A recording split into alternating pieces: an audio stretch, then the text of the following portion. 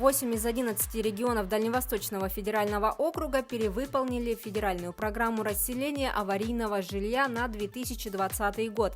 Самых высоких показателей достигли Сахалинская и Магаданская области, а также Чукотский автономный округ. По состоянию на 1 октября 2020 года только 3 региона не достигли целевого показателя текущего года. Речь идет о Забайкальском крае, Республике Саха-Якутия и Еврейской автономной области. Уровень исполнения программы составляет от 20 до 53%. Необходимо отметить, что в Якутии самый большой в стране объем аварийного жилищного фонда. В этом году в регионе из аварийного жилья уже переселено около 2000 человек. Заявки на получение земельных участков по программе «Дальневосточный гектар» в Якутии за время действия программы подали почти 24 тысячи человек. Всего заключено 9164 договора. Наибольшие показатели по освоению наблюдаются на территориях агломераций, территорий компактно расположенных земельных участков, полученных в рамках «Дальневосточного гектара», которые в перспективе могут стать новыми населенными пунктами или расширить границы существующих. Отмечается, что освоенные участки в основном реализуются под индивидуальное жилищное строительство.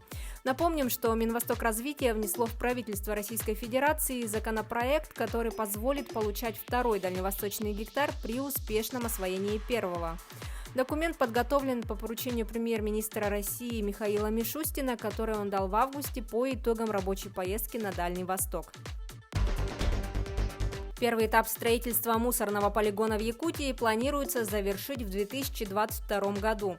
Правительство региона утвердило программу строительства нового полигона мощностью 125 тысяч тонн твердых коммунальных отходов в год на 27-м километре Вилюйского тракта. Генеральным застройщиком определено ГУП ЖКХ Республики Саха-Якутия.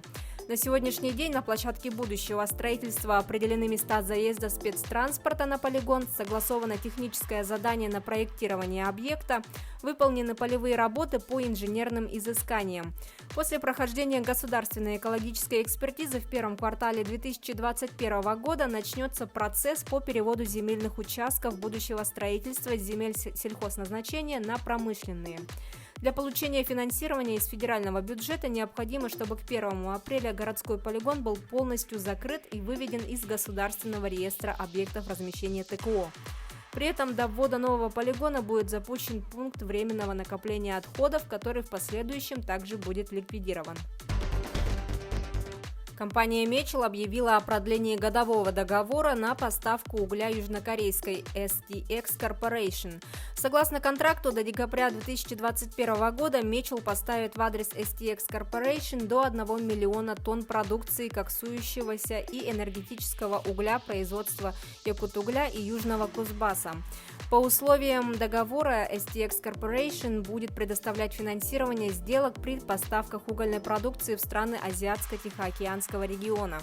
Цены будут рассчитываться исходя из рыночной конъюнктуры. Отметим, что за прошедший год в рамках действующего контракта «Мечел» направил южнокорейской компании 800 тысяч тонн угля. Компания «Алроса» запускает сайт care.alrosa.ru, посвященный социальным инициативам и инвестициям компании в Якутии и других регионах присутствия.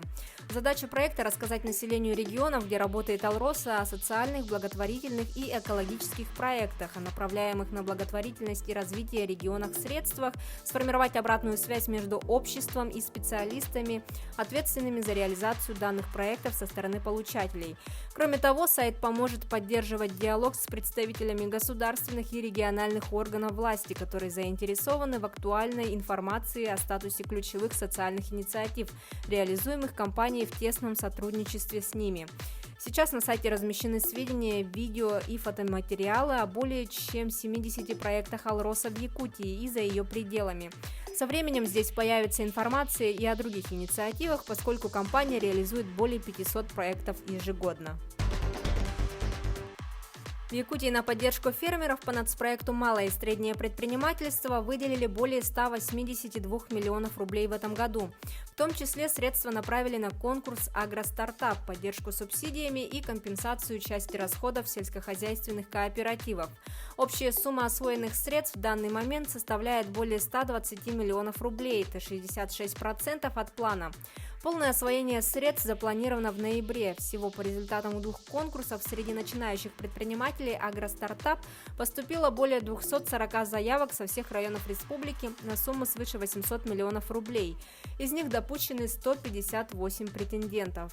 По результатам защиты проектов через видеосвязь межведомственная конкурсная комиссия согласно предусмотренным средствам отобрала 34 грантополучателя. Со всеми ними заключены соглашения на общую сумму свыше 115 миллионов рублей. Более 50 школ Якутии планируют оснастить спортивным инвентарем, а также отремонтировать спортзалы в 2021 году в рамках нацпроекта образования. Всего на эти цели предусмотрено более 39,5 миллионов рублей.